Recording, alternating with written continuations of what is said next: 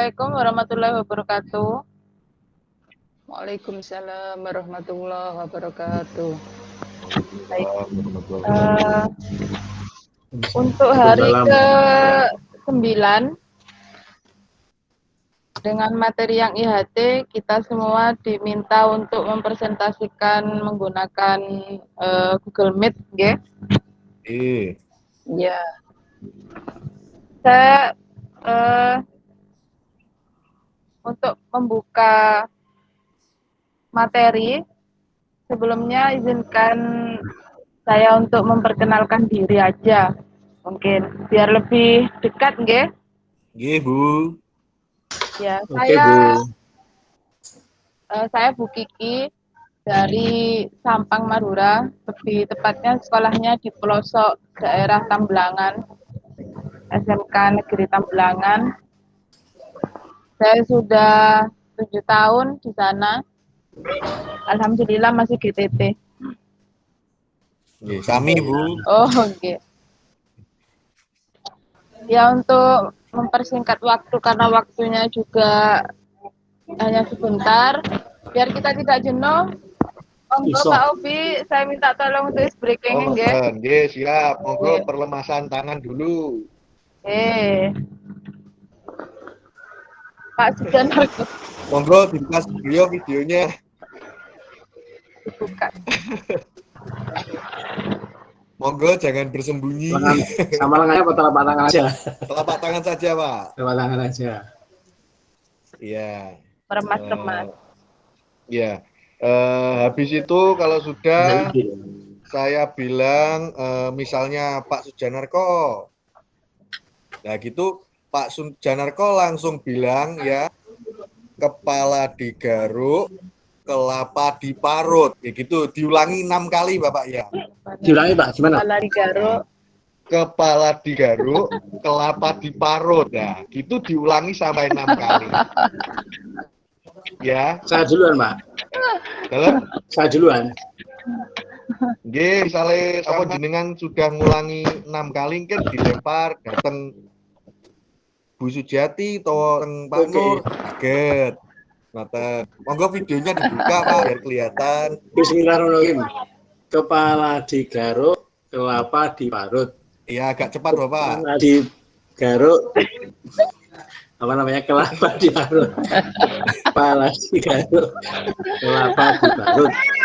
Kepala digaruk, kelapa diparut. Kepala digaruk, kelapa diparut. Sudah 7 kali, Pak. Ya, kepalanya jangan diparut Pak ya. Sekarang coba Pak Obi duluan.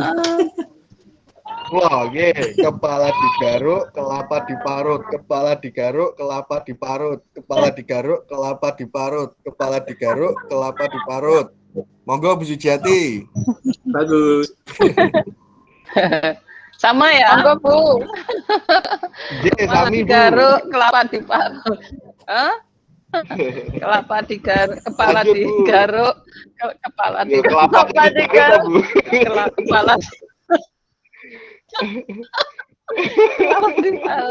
kepala digaruk, kelapa digaruk. Kelapanya digaruk terus loh Bu. Kepala digaruk, kelapa digaruk. Oke. Sampun ya. Ya. Bu. Gigi, monggo. Breakingnya makin seru ya Bu nek ngoten. Nggih, alhamdulillah. Nggih, matur suwun sedaya. Monggo Bu Kiki. Ya, terima kasih. Ya, terima kasih Pak Obi untuk memimpin breakingnya. Sami-sami Ibu. Baik, saya langsung aja untuk menyampaikan materi. Di sini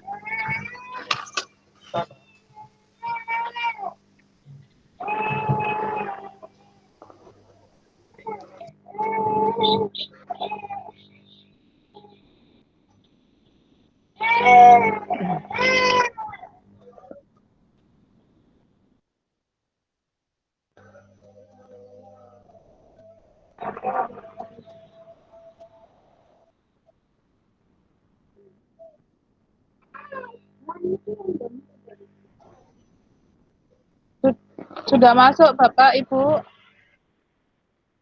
Sudah. Punya saya tidak terlihat, Bu. Mungkin error lagi. Oh. Pak Sujanarko sudah?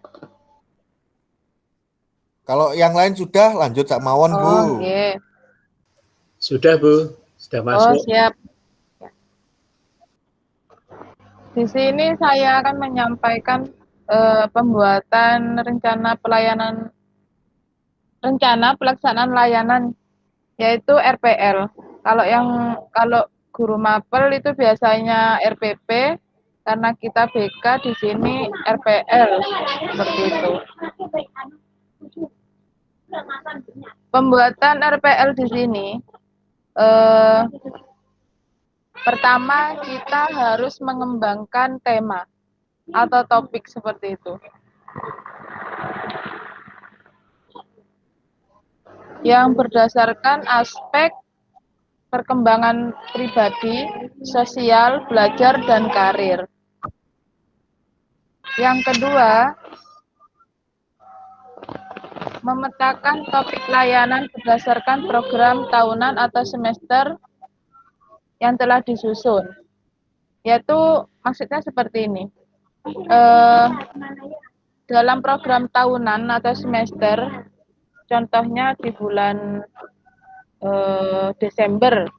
Di bulan Desember, di sana kan setiap tanggal 1 di sekolah saya selalu memberikan tema atau topik berupa HIV seperti itu, karena tanggal 1 Desember itu kan mengenang memperingati hari HIV seperti itu Bapak Ibu. Jadi maksudnya poin yang 2, memetakan tema atau topik materi layanan itu berdasarkan program tahunan. Jadi topiknya berdasarkan Agustus, berarti kita mungkin memberikan materi berupa para pejuang seperti itu. Terus yang ketiga, materi layanan BK itu meliputi 4 bidang layanan BK yang diberikan secara proporsional, meliputi bidang pribadi, sosial, belajar, dan karir. Yang keempat, materi layanan diseleksi atau dipetakan dan ditetapkan atas dasar analisa kebutuhan, fase capaian pelayanan, dan bidang layanan pendidik dan bidang layanan BK. Di sini dipetakan itu berdasarkan analisis kebutuhan siswa dan tujuan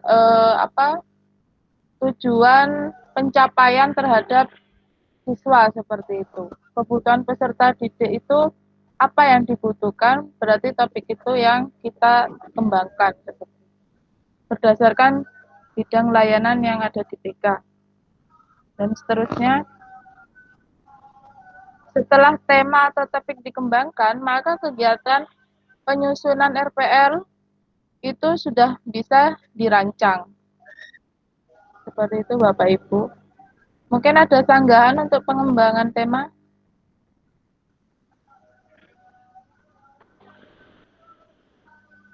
Ada yang mau ditanyakan?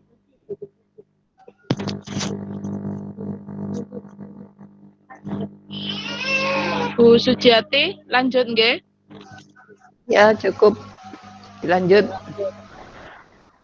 Lanjut, Bu. Yang kedua, dalam penyusunan RPL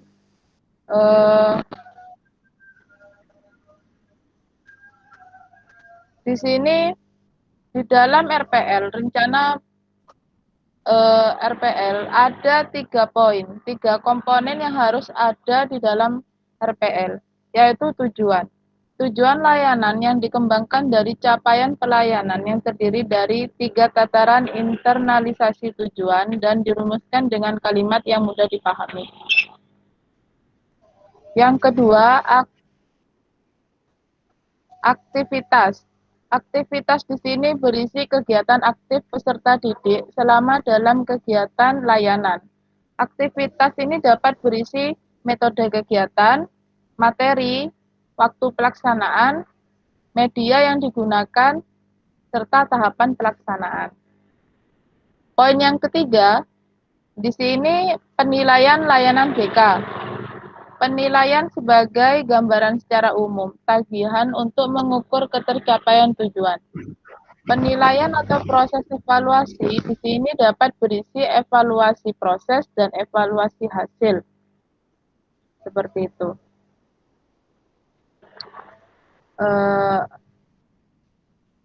Jadi begini Bapak Ibu, pembuatan RPL di sini kita langkah awal itu harus mengembangkan tema. Topik apa yang mau diberikan kepada peserta didik dan yang dibutuhkan peserta didik tersebut.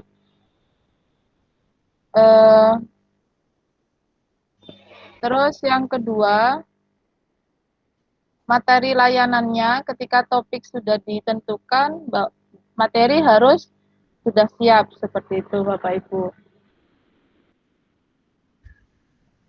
Saya juga punya contoh di sini. Nah, seperti ini.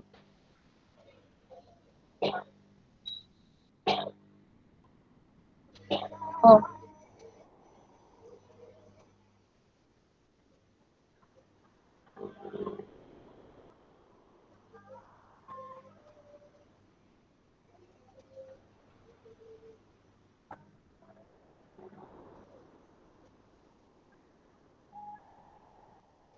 Sudah terlihat di layar Bapak Ibu? Ya. Ya. Di sini contoh RPL bimbingan klasikal.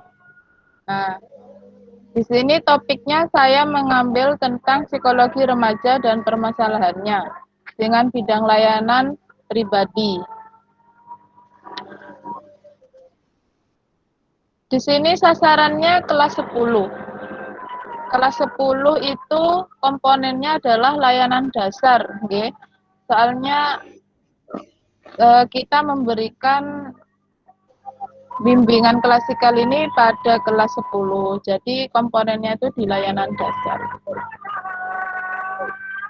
Nah, di sini tadi kan saya jelaskan ada 3 komponen yang harus ada di RPL. Yang pertama itu tujuan, yang kedua aktivitas, dan yang ketiga penilaian layanan BK. Di sini tujuan sudah jelas nggih Bapak Ibu. Di sini tujuan layanan yang pertama, peserta didik atau konseling dapat memahami tentang siapa remaja itu. Yang kedua, peserta didik atau konseling dapat memahami ciri-ciri atau karakteristik remaja. Yang ketiga, peserta didik atau konseling dapat memahami remaja dan permasalahannya. Nah, aktivitas di sini yang dijelaskan aktivitas yaitu metode, alat, dan media. Yang sudah saya jelaskan tadi, aktivitas itu berisi metode, media, waktu seperti itu nggih. Di sini. Metodenya menggunakan apa? Karena ini contoh sebelum pandemi ada. Di sini metodenya karena kita bertatap muka nggih, bisa metode ceramah karena di sini yang digunakan adalah bimbingan klasikal seperti itu. Kalau di masa pandemi seperti ini kita metodenya bisa menggunakan itu ya Bapak Ibu ya, menge-share video atau apa seperti itu ya, melalui tanya jawab. Kalau ceramah rasanya kurang tepat ya, sharing lah istilahnya. Alat atau media di sini menggunakan LCD, PowerPoint tentang psikologi remaja dan permasalahannya. Karena kita di sini di era pandemi COVID yang nggak selesai sudah 2 tahun ini, jadi alat medianya bisa menggunakan WhatsApp seperti itu, kita bisa bertatap muka atau daring menggunakan Google Meeting, Zoom seperti itu. Nah, yang ketiga di sini ada evaluasi, evaluasi proses dan evaluasi hasil seperti itu Bapak Ibu. Dan kalau mau ditambahkan untuk langkah-langkah kegiatannya, monggo. Intinya dalam RPL itu minimal harus ada 3 komponen yang tertera di RPL, seperti itu Bapak Ibu, seperti ini.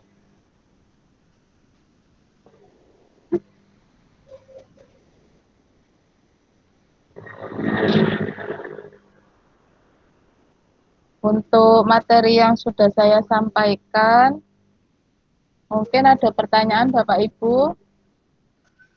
Kita sharing aja mungkin dalam bentuk RPL yang saya contohkan ada kekurangan atau tambahan seperti itu. Mau nanya Bu, Ya Pak. ada trik khusus membuat RPLBK yang mudah gitu loh.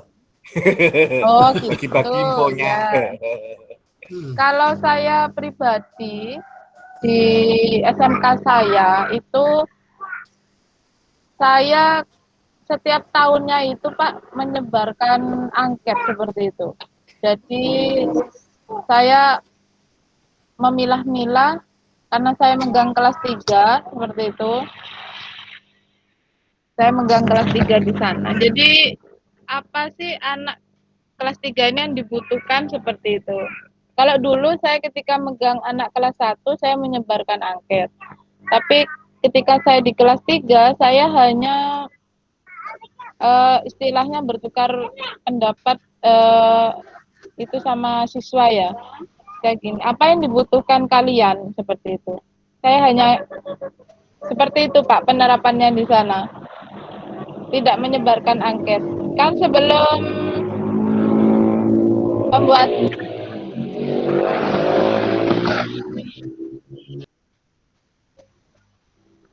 pembuatan RPL kita kan harus mengasesmen seperti itu. Kalau saya seperti kelas 3 saya lebih banyak fokus ke karir seperti itu. Oh nggih. Nggih. Nggih. Nggih matur suwun sangat Bu infonya. Cukup semonten dari saya. Monggo yang lain. Kalau memang tidak ada pertanyaan, saya akan mengakhiri presentasi dengan materi perencanaan layanan BK ini. Bagaimana Bapak Ibu? Saya nambahkan sedikit Bu. Ya. Oh iya Bapak. Silakan. Pengalaman praktis saya di lapangan itu begini. Jadi agar tidak terjadi kesimpang siuran ya maaf biar sama maksudnya antar teman di sekolah, termasuk antar teman di sekolah dan teman sekolah lain, itu kami insya Allah rutin menyusun perangkat pembelajaran dan layanan termasuk penyusunan kerangka RPLBK. Kerangkanya sama, cuman kontennya disesuaikan dengan apa kebutuhan siswa di satuan pendidikan masing-masing. Iya. Yang kedua, landasannya adalah peraturan yang ada Permendikbud yang berlaku saat ini. Sekarang masih POP Bu. Iya. Jadi dua pijakan itu yang kita sharingkan dengan teman-teman sehingga manakala ada kegiatan profesi sudah nuansanya sama, cuman kontennya yang memang boleh berbeda. Kita saja Bu, terima kasih. Iya. Saya juga menambahkan Pak Ubi, memetakan sebuah permasalahan dalam 1 tahun itu bisa acuan kita memberikan bimbingan apa, materi apa seperti itu, topik apa seperti itu. Jadi setiap tahunnya kan kita pasti pasti mendapatkan satu masalah siswa kan seperti itu. Apa yang paling berat di permasalahan itu kita bisa membuat itu tema bimbingan seperti itu. Bisa kita masukkan tema apa, namanya kenakalan remaja atau apa di kelas 1 seperti kan kebanyakan anak-anak sekarang ini bolos seperti itu Pak kalau di tempat saya itu. Nggih. Kedisiplinan Swasta dalam sami mawon, Bu. disiplinan itu sudah hancur-hancuran wes kalau anak sekarang ini kalau saya pikir itu. Nggih. Matur nuwun Ibu. Iya Pak Ovi, Bu Sujiati sudah? Ya, sudah cukup. Ya. Oh ya, terima kasih ya.